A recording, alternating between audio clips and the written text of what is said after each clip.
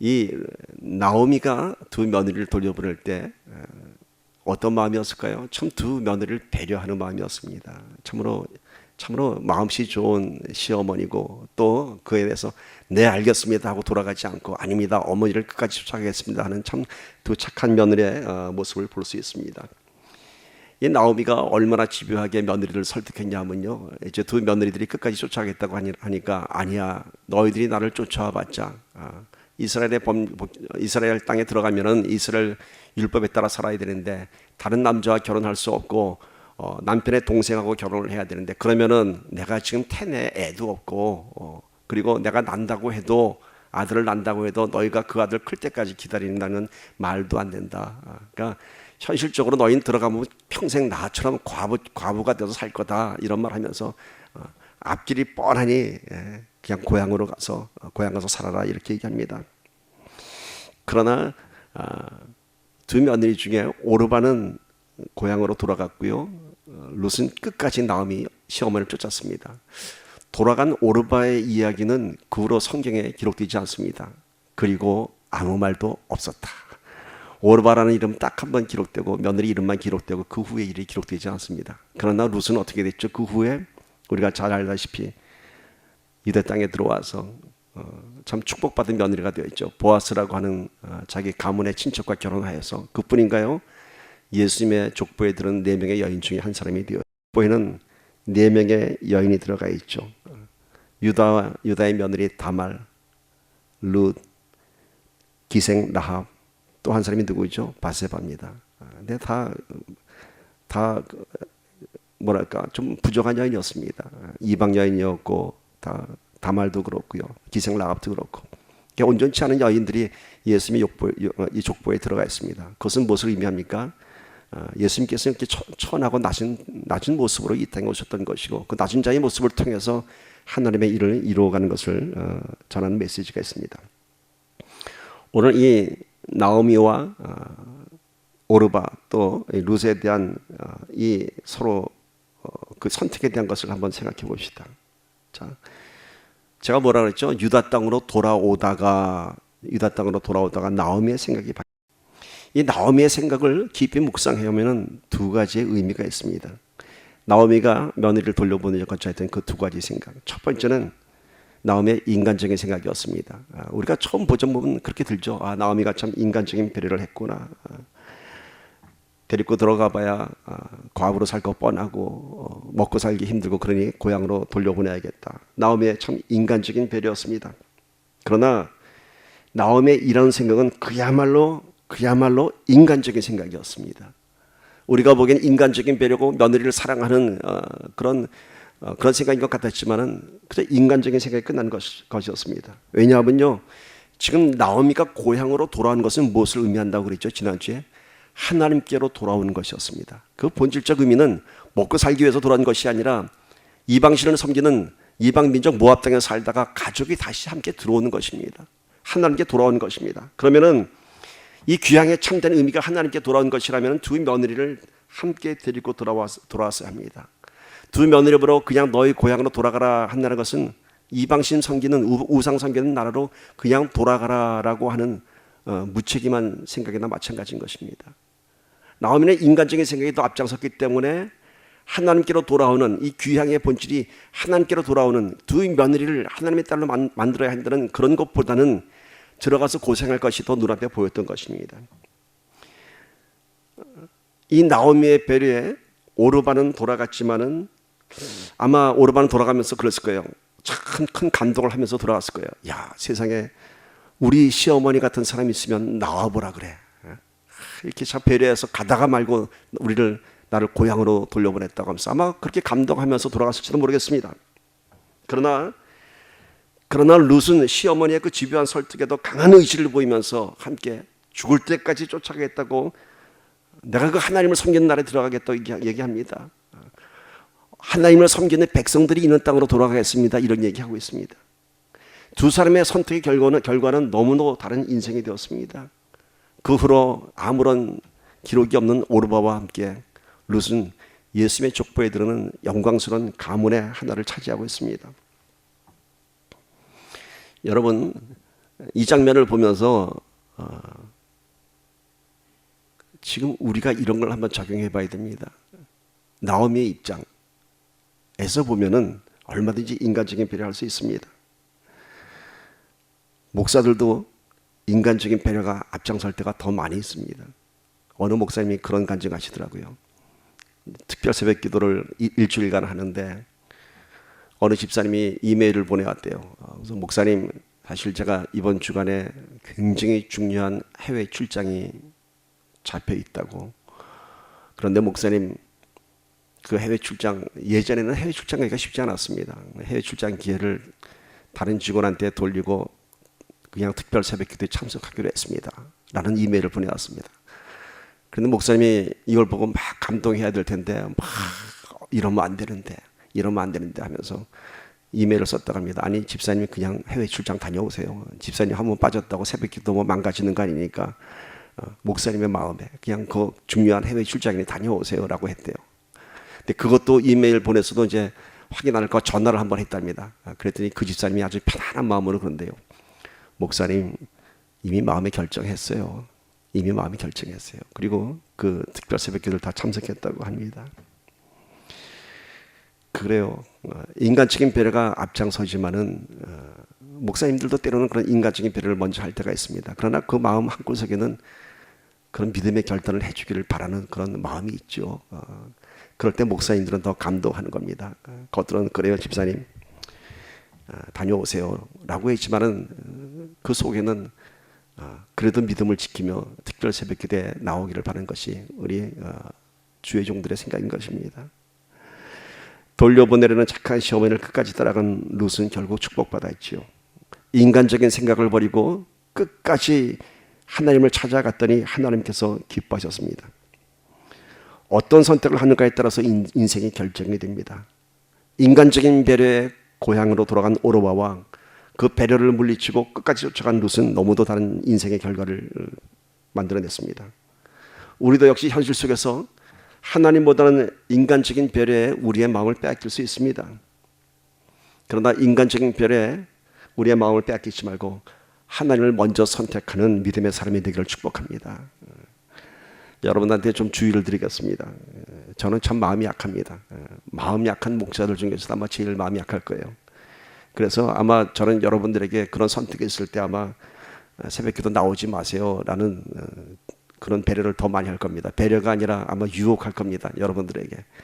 그래도 역시 여러분, 제가 인간적인 배려로 여러분을 유혹한다고 하더라도 여러분은 저를 믿지 마시고 여러분의 믿음을 지켜주셔서 저를 감동시켜 주시길 바랍니다.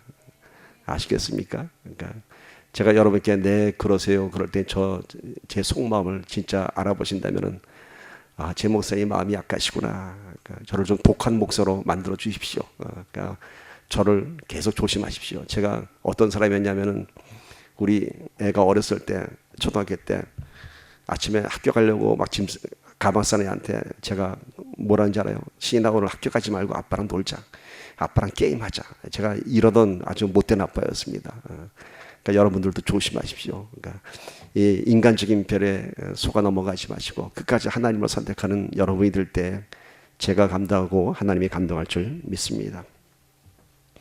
두 번째 나옴의 이 설득은요, 인간적인 배려였지만은 더 깊이 묵상해 보면은 이것은 사실은 영적인 테스트였습니다. 나옴의 이 생각을 깊이 묵상해 보면은 인간적인 배려 뒤에 우리가 이겨야 할 영적인 시험이었습니다. 자, 유다 땅은 이방 여인들이 들어와서 살기 쉽지 않은 땅입니다. 유대인 틈에 섞여서 이방 여인이 산다는 거 참 쉽지 않습니다. 사마리아 사람들이 천대받으며 살았던 것처럼 이방 여인 유대 땅 들어 살기 쉽지 않습니다. 요즘 한국에도 많은 동남아 여인들이 한국으로 시집와서 다문화 가정을 꾸리며 살고 있는데 그들의 삶이 그렇게 쉽지 않죠. 문화가 다르고 다른 언어 속에서 다른 인종 속에서 살아가는 거 쉽지 않습니다. 더군다나 하나님을 믿는 백성이라는 유대인들 틈에서 이방 여인, 모압 여인들이 과부로 들어와 산다는 건 너무도 힘든 얘기입니다. 나오미의 생각에 과연 이 며느리들이 유다 땅에 들어와서 살 수 있을까? 정말 유다 땅에 들어가서 살 용기가 의지가 있는지 아마 확인이 필요했을 것입니다. 그래서 나오미가 그냥 돌아가라 이렇게 설득했는지 모르겠습니다. 논리적으로 또 인간적인 배려로 들어가 봐야 고생이니까 그냥 돌아가. 적어도 너희들이 유대 땅에 들어가서 살려면은 모압 땅 고향에 들어갈 생각을 아예 배제하고 이 땅이 내가 뼈를 묻을 땅이라고 생각하고 그러고 들어가야 돼라는 암시가 이 안에 있습니다. 그러니까 너희가 그런 생각할 바에는 아예 지금 돌아가라는 것이 나오미의 이 설득 안에 담겨져 있는 뜻인 것입니다. 그러니까 유대 땅 들어가는 것을 사는 것이 그리 쉬운 일이 아니니까 나오미가 두 며느리 데리고 돌아가다가 아니야. 얘네들이 여기서 한번 짚고 넘어가야 돼. 라는 영적인 시험으로 볼 수 있습니다. 그때 오르바는 그 시험에 정신이 번쩍 들어서 자기 고향으로 돌아갔고 롯은 제정신이 아니라서 하나님 쫓아가는 정신이 돼갖고 시어머니를 쫓아갔던 것입니다.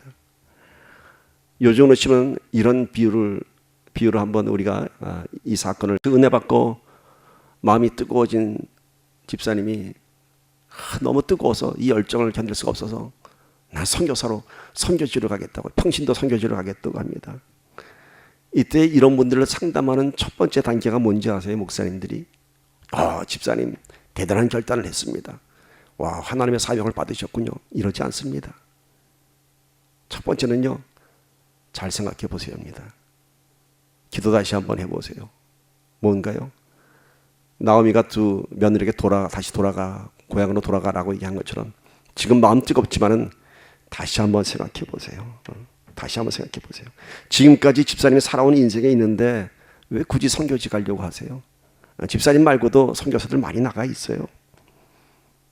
인간적인 배려, 그런 말을 통해서 그 마음을 다시 한번 확인합니다. 또한 선교지 가면 얼마나 어려운지 아세요? 하면서 선교지의 그 현실 어려움 등등을 잘 설명하면서 다시 한번 생각해 보러 갑니다. 이게 뭔가요? 마음이 뜨거워서 지금 나 선교지 가겠다는데 완전 초치는 것 같잖아요. 그죠? 그게 아닙니다. 다시 한번 확인하는 겁니다. 현실을 잘 파악하고 정말 그냥 단지 마음의 뜨거움으로 가는 것인지 하나님의 사명의 열정을 제대로 콜링받았는지 확인하는 것입니다. 여기서 정신을 차린 사람은 다시 자신의 삶으로 돌아가는 것이고 정신 못 차리는 사람들이 선교사가 되고 주의종이 되는 겁니다. 여러분 생각해 보세요. 제가 언젠가 얘기했죠. 우리 목사님들 모임에 어느 젊은 목사님이 처음 담임 목사하고서 한다는 얘기가 이거 목사가 사람이 할 짓이 아니라고. 그래요. 제정신 갖고 할 수 없는 겁니다. 이거는. 그러니까 제정신 들면은 그냥 평신도 사명을 감당하는 거고 제정신이 아닌 사람만 주의 일을 감당하는 겁니다. 그러니까 이 영적인 시험을 통과하지 못하고는요 선교사가 되고 목사가 되면요 본인도 고생하고 하나님도 애통해야 합니다. 그러니까 이런 과정을 넘어가야 됩니다. 하나님의 일에 부름받을 때는 인간적인 생각, 인간적인 배려, 나의 삶의 현실도 또 영적인 시험도 다 통과해야지만이 그래야지 다시 돌아갈 수 없는 배수진을 쳐넣어야지만이 하나님의 일을 감당할 수 있는 것입니다. 돌아갈 수 있는 배수진 쳐넣으면요 열이면 열 다 패전하고 맙니다. 이것은요 주의 종으로 가는 선교사나 이런 특별한 사람들만 해당하는 것이 아닙니다. 모든 성도들에게 해당하는 영적인 원리인 것입니다. 성도가 된다는 것, 예수 믿으며 산다는 것 그렇게 쉽지 않습니다. 인간적인 생각하면요 예수 믿을 수 없습니다. 그걸 다 내려놓아야 됩니다. 그러니까 오늘 나오미가 두 며느리에게 했던 얘기들이 그겁니다. 정신 차리고 고향 돌아가. 그럴 때 오르바는 정신 차리고 돌아가서 그 후로 아무 말도 없었지만은 룻은 정신 못 차리고 쫓아와서 축복받았습니다. 여러분 이 아침에 여러분 정신 못 차리기를 축복합니다. 아멘. 여러분 세상은 사람 생각으로 살면 살 수가 없어요. 군대도 그런다고 그럽니다. 군대도 제정신으로 살면 못 산다고 합니다. 군대도 군대 정신으로 살아야지 제정신으로 살면 군대 감당하지 못한다고 합니다. 신앙생활도 마찬가지입니다. 제정신으로 하면 신앙생활 못해요. 눈에 보이는 게 다 현실인데요. 그래서 여러분, 우리의 신앙생활은요, 정말 이런 영적인 시험을 통과하고 나서 정말 내 마음 가운데 진실한 고백이 있어야 하는 것입니다. 그럴 때 여러분, 헌금도요, 인간적인 생각 또 영적인 시험을 이긴 헌금이 하나님께서 기뻐 받으시는 거룩한 제물이 되는 것입니다. 근데 헌금할 때 자꾸 이것저것 재고 따지고 왼쪽 손 들어갔다가 오른쪽 손 들어갔다가 이렇게 따져보고 하면은 이건 벌써 거룩한 제물이 안 되는 거죠. 그러니까 인간적인 배려 이런 것들 다 영적인 시험을 다 넘어갈 때 그것이 하나님께서 기뻐 받으시는 제물인 것입니다. 오늘 우리가 하나님 앞에 나와서 봉사하고 섬기는 것도 헌신도 모든 시험을 이길 때에 나한테 능력이 되는 것입니다. 시험을 이기지 못하면요, 그것은 위선이지 능력이 아닙니다. 그러나 이 마지막 시험을 패스한 사람들은요, 두렵지 않습니다. 왜요? 돌아갈 곳이 없거든요. 돌아갈 곳이 없어요. 이제 막판이거든요. 여러분, 제가 목회하다가 힘들다고 제가 돌아갈 길이 어디 있겠습니까, 여러분? 그러니까 이 세상에 제일 무서운 사람들이 눈에 뵈는 게 없는 사람이 제일 무섭다고 하잖아요. 그죠? 여러분도 눈에 뵈는 게 없이 예수님만 보면서 살아가기를 축복합니다. 근데 많이 그래요. 이게 길을 가다가 번쩍번쩍 드는 생각들이 있죠. 야, 내가 이거 지금 잘하는 거야? 젊은 부자가 너니 영생에 관심이 있어갖고 예수님을 찾아갔을 때 네 재산을 다 팔고 내 앞으로 오라고 했을 때 어쩌면은 젊은 부자가 너는 모든 집 하면서 다 꺼내고 팔러 나가다가 정신이 들어온지도 모르겠어요. 그렇지, 영생이 귀하지. 내가 이걸 다 팔아서 갓난 사람한테 다 나눠주고 내가 예수님 쫓아가야지. 진보들이 탁 쌓고 나오다가 정신 차려야지. 정신 차려야지.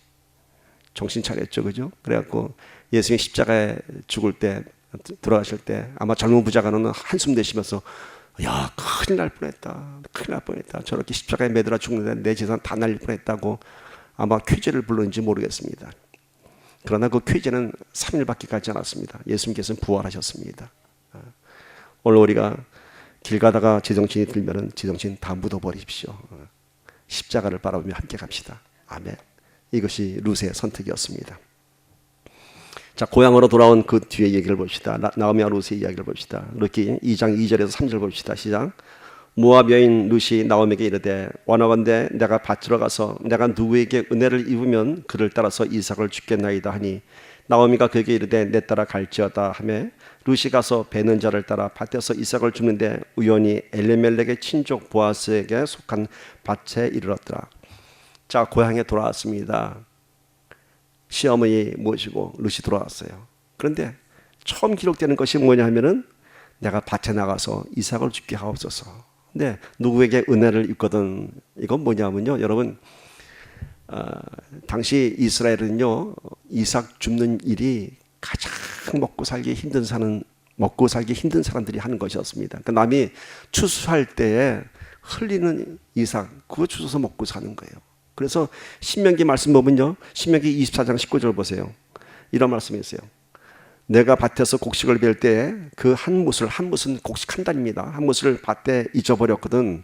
다시 가서 가져오지 말고 나그네와 고아와 과부를 위하여 남겨두라. 그리하면 내 하나님 여호와께서 내 손으로 하는 모든 일에 복을 내리시리라. 자, 신명기 말씀이 기록되어 있어요. 곡식 추수하다가 모르고 한 달을 두고 왔으면은 내가 이거 두고 찾으러 가지 말라는 거예요. 그걸 놔둬서 나그네와 길 가는 나그네가 누굴까요? 이방인이죠. 고아와 과부를 위해서 남겨두라.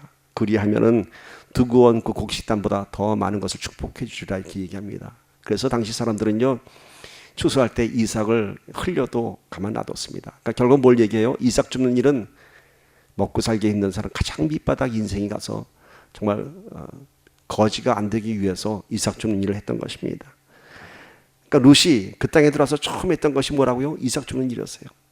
이걸 보면 우리가 룻이 참 적극적이었던 생활력이 강한 여인이었던 것을 알 수 있습니다.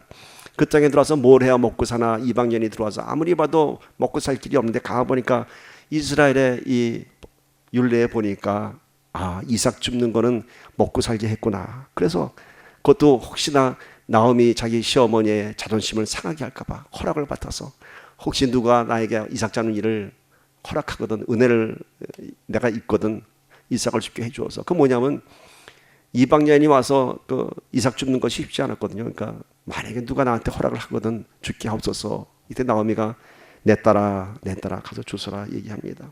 여러분, 이 장면을 보면서 우리가 하나님의 방법을 좀 볼 수 있습니다. 그래도 나오미는요 있는 집안의 며느리였습니다. 그러니까 나중에 이제 나오겠지만은 엘리멜렉의 친족 보아스의 밭에 이르렀더라 그렇게 얘기하고요. 이 엘리멜렉의 친족 보아스는 유력한 자였더라. 이제 나중에 나오지만은 그러니까 돈도 많고 재력도 있고 상류층의 사람이었습니다. 근데 나오미와 이 룻이 들어온 사실을 보아스는 알고 있었습니다. 그런데 그러면 우리 생각 같았으면은 나오미가 왔구나, 룻이 왔구나. 고향 사람들도 나오미가 돌아온 걸 알지 않았습니까?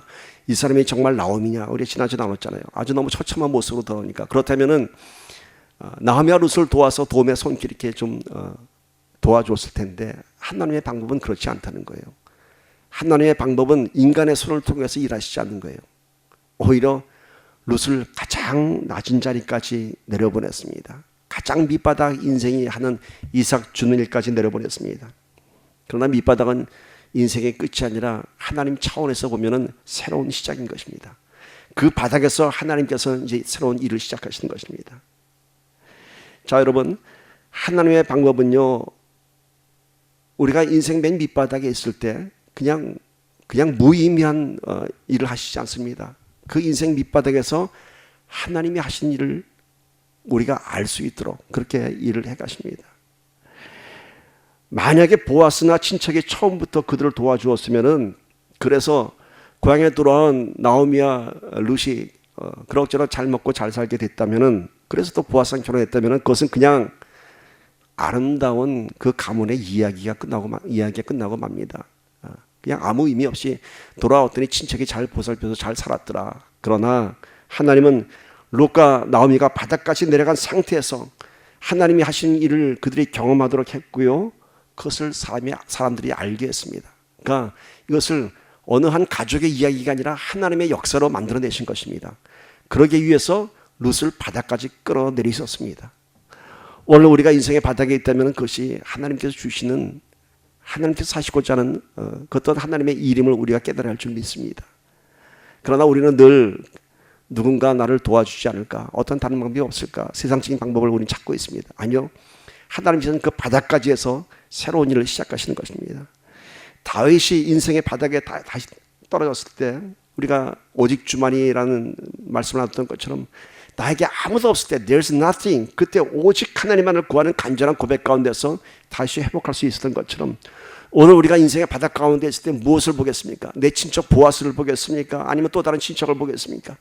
오직 하나님의 능력만 구해야 할 줄 믿습니다. 그것이 우리가 하나님을 만날 수 있는 기회인 것입니다. 고린도서 12장 9절 보십시오. 이는 내 능력이 약한 데서 온전하여 짐이라 하신지라. 이러므로 도리어 크게 기뻐함으로 나의 여러 약한 것들에 대하여 자랑하리니 이는 그리스도의 능력으로 내게 머물게 하려 함이라. 바울이 세 번의 기도에 거절당했을 때 하신 하나님의 말씀인 것입니다. 내 능력이 약한 데서 온전하여 짐이라 얘기합니다. 우리가 조금이라도 먹고 살 길 있고 조금이라도 도움받을 때가 있으면요, 우리는 하나님을 의지하지 않습니다. 그리고 누군가의 도움이 내 삶에 더 크게 느껴집니다. 그래서 하나님은 바닥까지 내려가서 아무것도 없을 때 그때부터 하시겠다는 것입니다. 오늘 우리는 나의 약함을, 나의 무익함을 오히려 자랑한다고 합니다, 바울은. 근데 이 자랑한다는 것은요, 이 proud 한다는 의미라기보다는 expect 하는 의미가 더 큽니다. 아니, 이 세상에 나의 약함이, 내가 가난한 것이 뭐 자랑이 될 게 뭐 있습니까? 자랑이 아니라 내가 기대할 수 있는 것이죠. 내가 이 바닥에 있을 때 하나님께서 내 인생을 주관하실 것이라는 이런 기대감이 있다고 하는 것입니다. 나오미와 룻이 지금 거지가 돼서 고향에 들어왔는데 뭐가 자랑할 것이겠습니까? 자랑할 것 없죠. 오히려 하나님께서 어떻게 인도하실 것인가에 대한 기대의 마음밖에 없는 것입니다. 하나님께서는 하나님밖에 볼 수 없는, 하나님만 볼 수밖에 없는 상황에서 하나님께서는 일을 시작하셨습니다. 그것이 어디라고요? 가장 낮은 곳, 이삭 죽기부터 시작했습니다. 그런데 이 룻이 그 이삭 죽는 일을 어떻게 했느냐 하면은 2장 7절 보세요. 그의 말이 나로 베는 자를 따라 단사에서 이삭을 죽게 하소서 하였고 아침부터 와서는 잠시 집에서 쉰 후에 지금까지 계속하는 중이니이다. 이렇게 얘기합니다. 자, 어떻게 일을 했다고요? 아침부터 일을 했어요. 근데 잠시 쉬는 도중에라고 얘기하는데, 이 잠시 쉬는 것은 아마도 시어머니 며느리를 돌보기 위해서 잠시 집에 들렀다가 돌보고 나서 또 하루 종일 일을 했을 것입니다. 수많은 이삭 주는 여인들 중에서 하인들 눈에 띈 것이 바로 룻이었습니다. 룻이 너무 이뻐서 아름다워서 눈에 띄었을까요? 열심히 일하는 모습이 눈에 띈 것이죠. 출퇴근 시간표가 있는 것도 아닌데 하인들의 눈에 띈 것은 그만큼 룻의 열심히 대단했던 것입니다.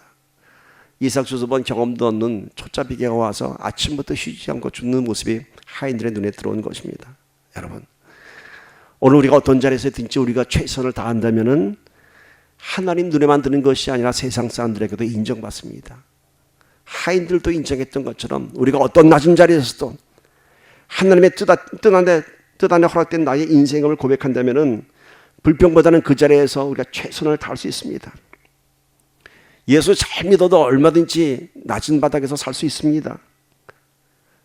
그저 겸손한 낮은 자리가 아니라 생존하기 위한 낮은 자리, 그 자리에서 사는 거 쉽지 않습니다. 그러나 그 자리에서도 우리가 하나님만 바라볼 수 있다면은 우리가 그 낮은 자리에서도 최선을 다해서 살아갈 수 있는 것입니다. 하나님이 없는 인생의 고난은 그야말로 수치고 고통이지만요, 밑바닥에 있지만 하나님과 함께 한다면 그것은 하나님과의 러브 스토리인 것입니다. 이 룻은 지금 이 땅에서 하나님이 하시는 일을 지금 경험해 가고 있는 것입니다. 아직 하나님 모르는 이방 여인 룻이 이 땅에 와서 저 바닥에서 이삭 죽게 하면서 하나님의 행하신 일을 하나씩 보기 시작합니다. 열심히 일했더니 하인들의 눈에 띄었고요, 보아스의 눈에 띄었고 보아스의 귀에 들어갑니다. 이 여인이 이렇게 성실한 여인이라고. 오늘 우리는 어떠한 자리에 있든지 여러분 실망하지 마시고 최선을 다해서 성실하게 살아가기를 축복합니다. 제가 언젠가도 그런 한번 예화를 든 적이 있었는데, 샌프란시스코 갔더니 길거리 연주하는 사람들이 있습니다. 그 추운 겨울이 들어가는 그 추운 겨울, 해가 져서 추운데 어느 늙은 바이올리니스트가 바이올린 연주하는데 너무너무 아름답게 연주를 해요. 봤더니 바이올린 통이 열려져 있는데 그 앞에는 동전 몇 입밖에 없고 그 바이올린 음악을 듣는 사람들은 알코올 중독자 몇 사람밖에 없어요. 저 혼자 관심 있게 이렇게 보고 있었는데 그 연주 실력은요, 아마추어가 아니었어요.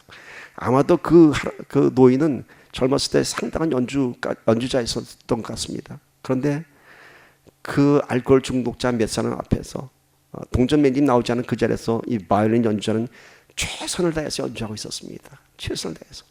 왜일까요? 자기 바이올린에 대한 자부심이었고요, 자기 인생에 대한 자부심이었습니다.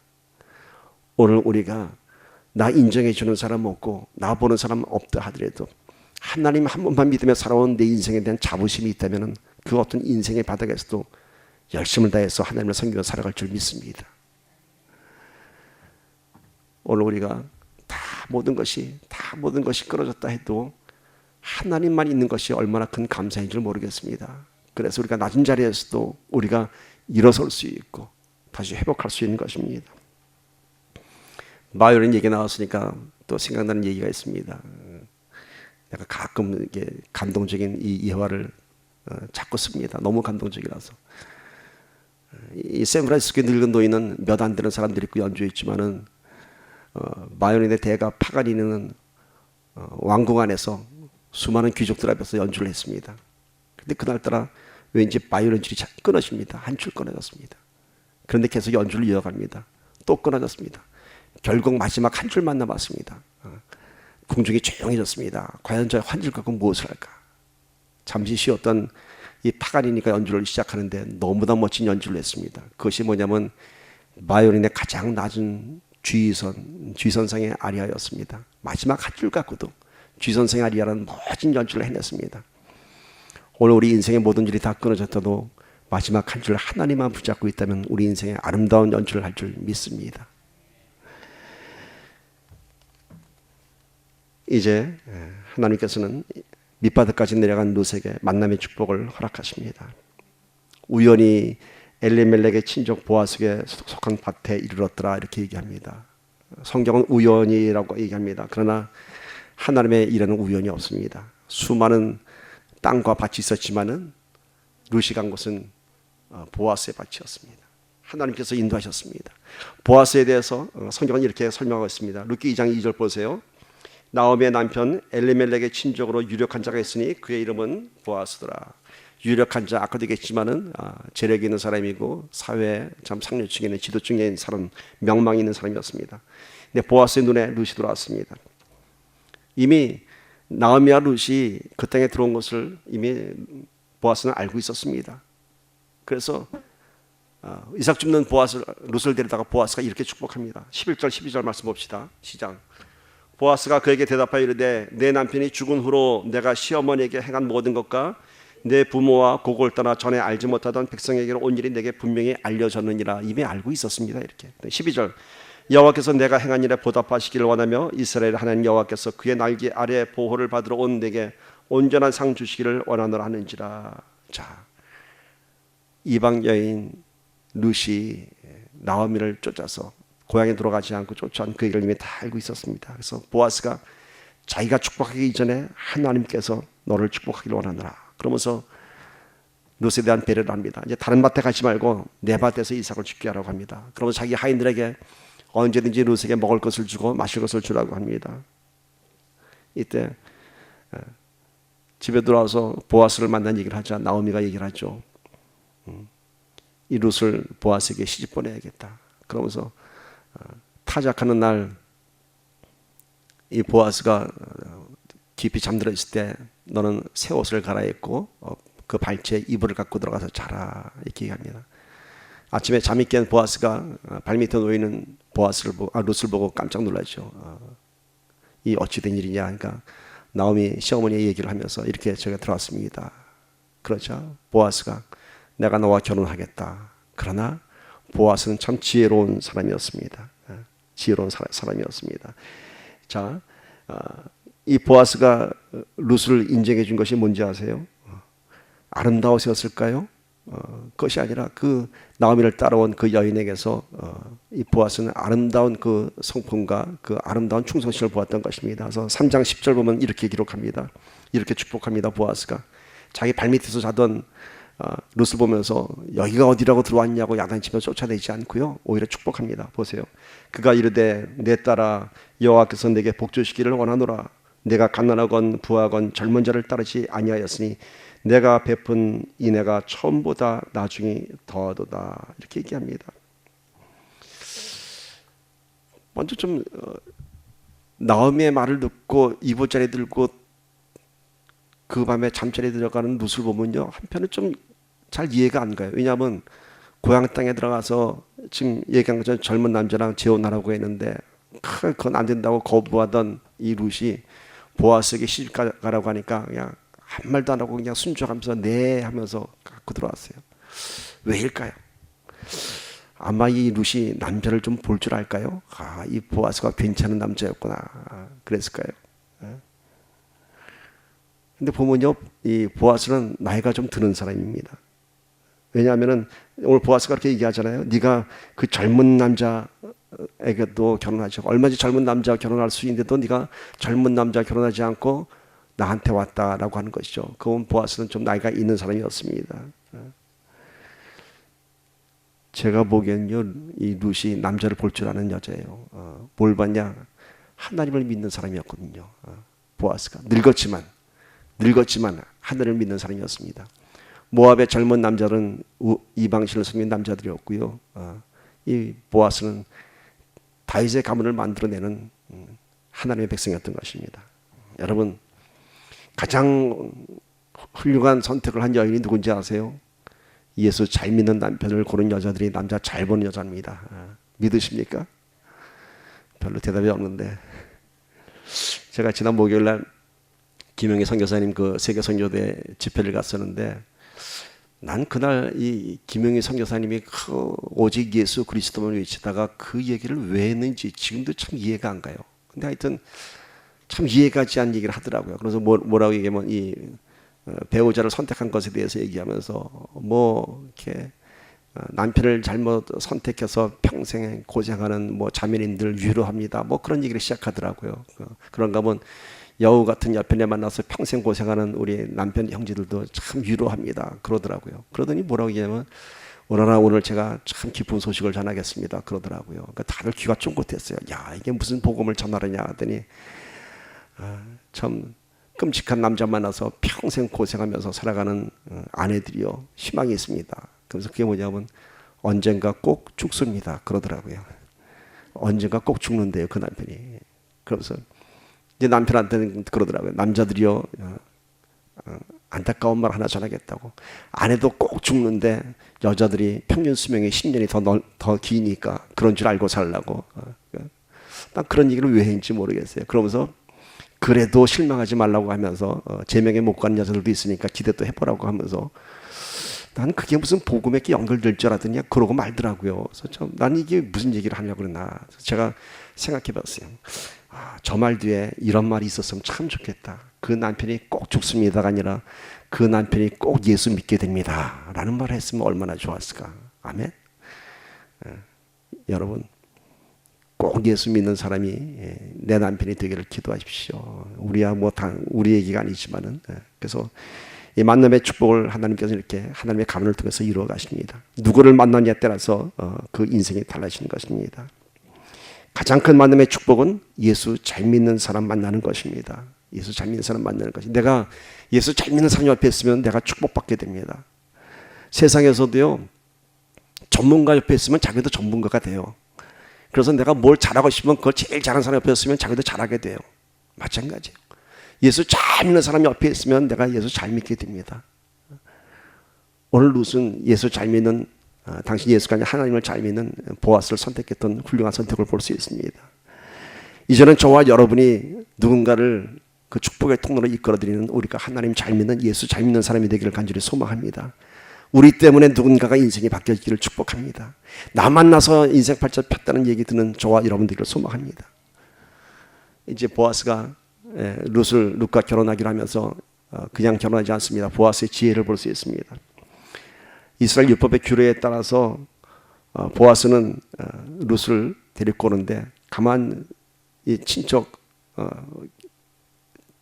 족보를 보니까 자기보다 먼저 이 룻과 결혼할 수 있는 그런 친척이 있어요. 그러니까 장남이 죽으면은 차남이 결혼하고, 차남이 죽으면 그 밑에가 결혼하고, 또 그러면 또 다른 배다른 동생, 이것처럼 족보를 따져봤더니 보아스가 자기는 두 번째예요. 그러니까 룻에게 얘기합니다. 나보다도 너와 먼저 결혼할 권리가 있는 사람이 있는데 내가 그 사람한테 먼저 의견을 물어보고 그 사람이 너 결혼 안 한다 하면은 내가 그때 너와 결혼하겠다. 근데 보아스가 아주 대단한 지혜를 냅니다. 그 사람을 찾아가서 얘기합니다. 알다시피 나오미가 돌아왔는데 엘리멜렉이 두고 간 땅이 있다. 근데 나오미가 지금 그 땅을 팔려고 하는데 네가 나오미하고 결혼을 하면은 그 땅을 네가 다 가질 수 있다. 그러니까 네가 결혼할래? 그러니까 결혼하겠다. 아니, 나오미의 땅을 사겠다고 합니다. 그러니까 나오미의 땅을 딴 사람한테 팔지 말고 네가 사지 않겠냐? 그러니까 내가 사겠다고 합니다. 근데 조건이 있다. 그 땅을 살려면은 유산의 상속을 해줘야 되니까 그 집에 며느리가 하나 있는데 모압에서 온 룻이라고 한 며느리인데 그 며느리하고 결혼해야 된다라는 조건을 냅니다. 그러니까 이 남자가 이렇게 얘기합니다. 4장 5절 6절 보십시오. 그런데 내가 나오미에게서 그 밭을 살 경우에는 모압 여자 룻과 결혼하여 죽은 그 여자의 남편 이름으로 그 유산을 이어받을 자식을 낳게 해줘야 된다. 그렇다면 이 사람 얘기입니다. 나는 그 밭을 살 수 없어. 그렇게 하다가는 내 재산만 충나지 않겠어. 나는 사지 않을 테니 당신이 그 밭을 사시오. 참 보아스는 참 지혜로운 사람이었습니다. 모든 절차를 다 밟았습니다. 다 얘기했습니다. 근데 그 밭을 사면은 룻과 결혼해야 된다. 아들도 낳아줘야 된다 했더니 싫다. 왜냐하면 내 밭이 다 그 아들께 되니까 그게 싫다고 네가 하라 얘기합니다. 자, 보아스는 장로 10명을 증인을 세우고 이제 자기가 선택권을 받습니다. 그래서 보아스는 율법과 규례의 절차를 따라서 룻과 결혼하였습니다. 이건 지혜로운 이 근원이 어디서 나온지 아세요? 여호와를 경외하는 것이 지혜의 근본이라고 얘기했습니다. 보아스는 그냥 내 마음에 룻이 든다고 그냥 결혼하지 않았고요. 여호와를 경외하는 마음으로 여호와의 지혜대로 모든 절차를 다 밟았습니다. 얼마든지 룻과 자신의 방식대로 금방 결혼할 수 있었지만은 율법과 규례에 따라서 절차를 밟고 증인을 세웠습니다. 즉 그의 결혼을 하나님 앞에서 인정받았습니다. 내가 한 일과 하나님께서 인정하신 일은 전적으로 다른 겁니다, 여러분. 내가 선택해서 한 일은 내가 책임져야 되지만 내가 하나님의 모든 율례에 따라서 하나님의 방식대로 한 일은 하나님께서 인정하시고 하나님께서 책임지시는 것입니다. 여기서 우리가 이런 걸 한번 적용해 봅시다. 우리의 모든 일들을 다 하나님께로 끌고 들어가십시오. 내 생각으로 하지 말고 하나님의 방식대로 하나님께 다 맡기십시오. 하나님께 고백하시고 하나님께 맡길 때 하나님께서 하시면 이것은 내 일이 아니라 하나님의 일이 됩니다. 예수님께서 말씀하셨잖아요. 수고하고 무거운 짐진 자들아 다 내게로 오라고 합니다. 왜? 내 멍에는 쉽고 내 짐은 가벼움이라. 이겁니다. 보아스의 지혜가 그냥 지혜가 아닙니다. 자기의 모든 일들을 하나님께로 끌고 들어가서 하나님께 인정받고 하나님께서 하시는 일로 인칭받는 것입니다. 오늘 우리 하는 일들을 다 하나님께로 끌고 들어가시다. 그래서 하나님께서 인정하시는 그 방법대로 말씀대로 다 우리가 할 때 저와 여러분이 하시는 모든 우리의 삶에 하나님의 권능이 임하게 될 줄 믿습니다. 룻기는 이렇게 해피엔딩을 합니다. 가장 해피엔딩의 결말은 뭔가요? 보아스는 오벳을 낳았고 오벳은 이세를 낳고 이세는 다윗을 낳았더라. 자, 보아스와 결혼한 룻이 오벳을 낳았습니다. 근데 그 오벳이 누구라고요? 이세의 아버지입니다. 다윗의 아버지고 다윗 할아버지고. 그러니까 결국 룻은 예수님의 가문에 들어오게 되었습니다. 이 해피엔딩의 스토리를 마치면서 이 룻기에 주는 모형적인 역할을 얘기합니다. 룻기의 모형은 이렇습니다. 나오미는 성령님이십니다. 그리고 보아스는 예수님입니다. 그 룻은 저와 여러분 이 땅의 성도 교회들입니다. 자, 성령님께서 우리를 누구한테 붙이게 해요? 자꾸 예수님께 시집 보내게 하는 거예요. 성령님께서 우리한테 영적인 시험을 줄 때도 있죠. 고향으로 돌아가라고 나오미 그처럼. 그러나 그것은 우리를 살리기 위한 시험인 것이죠.